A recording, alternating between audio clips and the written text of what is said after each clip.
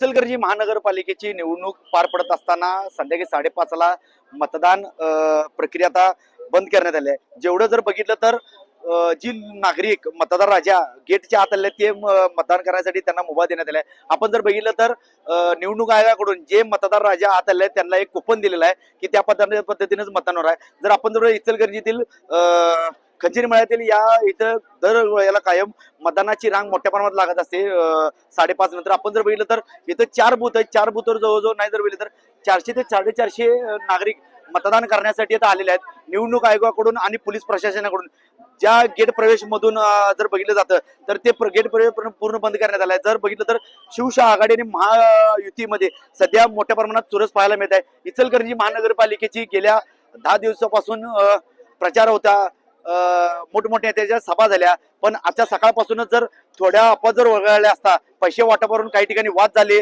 भिडाभिडी झाली, पण शांततेत मतदान पार पडलेलं आहे. आपण जर बघितलं तर आता संध्याकाळी 5:30 वाजेपर्यंत जवळजवळ 61 ते 62% पर्यंत मतदान झालेलं आहे. आता अजून इथून पुढे जे मतदान वाढलेलं आहे ते किती टक्केपर्यंत होणार त्याचा आकडा अजूनपर्यंत एक 7 ते 7.5 पर्यंत येऊ शकतं. त्यामुळं इचलकरंजी महानगरपालिकेची पहिली निवडणूक पार पडत असताना शांततेत मतदान पार पडलेलं आहे. कॅमेरामन निखिल वेसेसह मी साईनाथ जाधव, TV9 मराठी, इचलकरंजी.